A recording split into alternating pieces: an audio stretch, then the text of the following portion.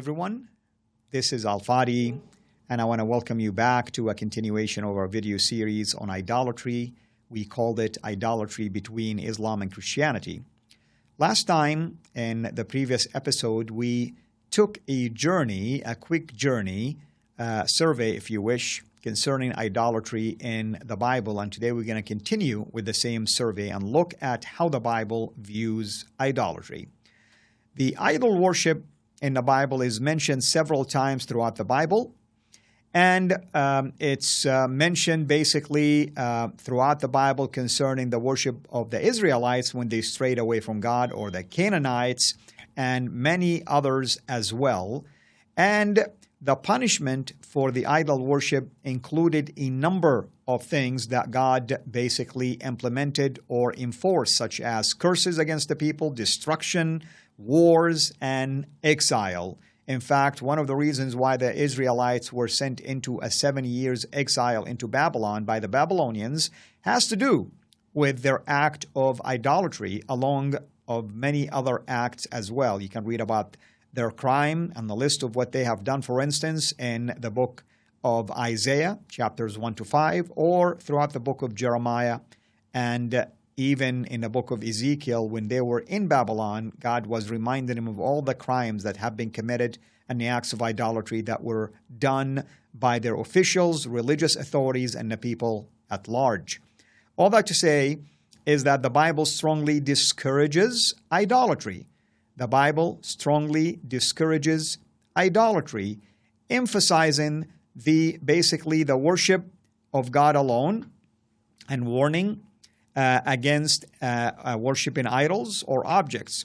The Ten Commandments made it very clear that God commands His people not to make and worship graven images. This is the second commandment, by the way, was specifically speaking about the fact that you should not make any graven images, and these graven images representing someone or something, whether here on earth or in heaven, and that you shall not bow down to them, and so on and so forth.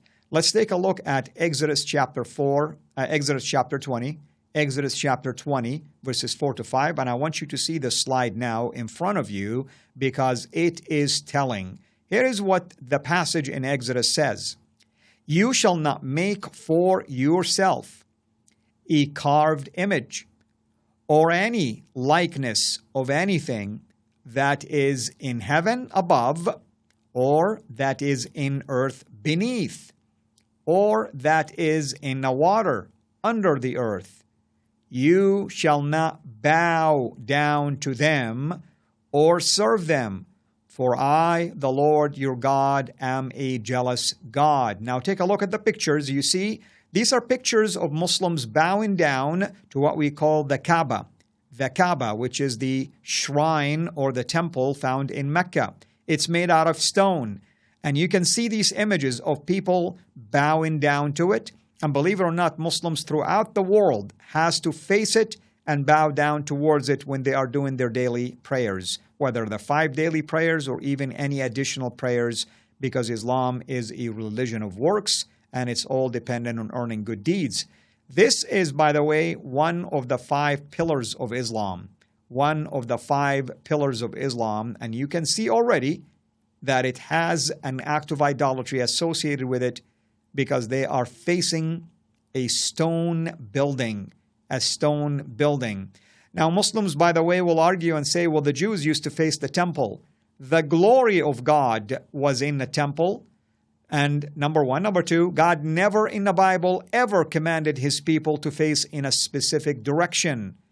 And as a result of these two arguments, a Muslim cannot really compare the actions of the Jews in the Bible, for instance, like Daniel, when he insisted on worshiping God, even though there was an etiquette that if anyone violates the command of the king of Babylon and bows down and worship anyone other than that idol that was created to represent him, that he will be thrown basically in the lion's den.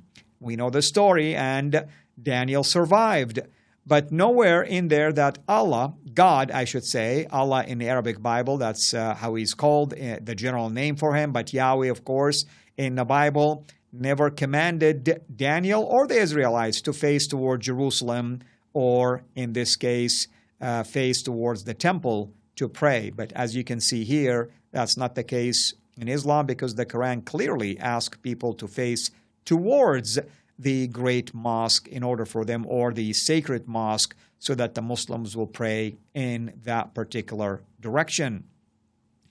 Idolatry, of course, is the worship of creation or a created object rather than the creator. It's the worship of the created rather than the worship of the creator. It is placing something or someone above God and giving them the devotion, giving them the honor, giving them the act of worship and servitude that only God deserves. That's basically what idolatry is all about. Going on here with what the Bible teaches, we learn also that when it comes to Jesus' teaching on idolatry, he emphasized the importance of worshiping God alone. During the temptation in the wilderness, we read about this in Matthew 4 and Luke 4. In Matthew 4, verse 10, when Satan tried to tempt Jesus to worship him so that he may receive all of the kingdoms of the earth, Jesus' response was what was taught in Deuteronomy. It says, "You shall worship the Lord your God, and him alone, or him only, shall you serve." So he made it very clear that worshiping anything or anyone beside God is considered idolatry, and it's a violation of the commandments of God.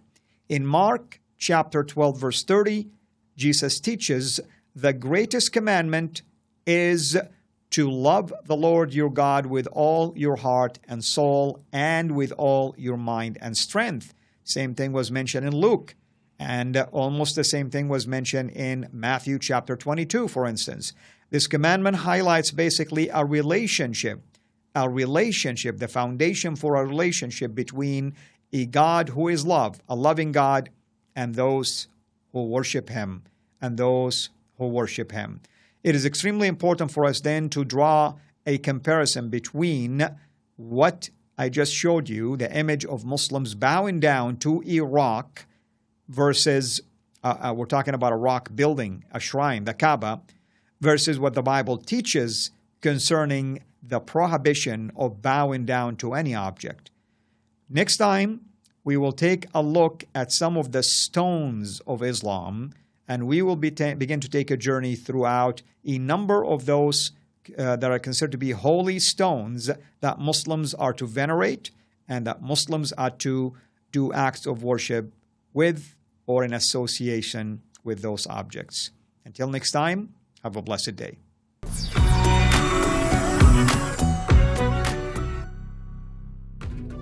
Thanks for watching. Please like, subscribe, share, and comment. And ring the bell so you will be notified when we release new content. Our mission is to reach Muslims with the gospel of Jesus Christ and help Christians engage with their Muslim neighbors. If you want to join us in this life-changing work, please support us on patreon.com/CIRA International, or just click on the link below.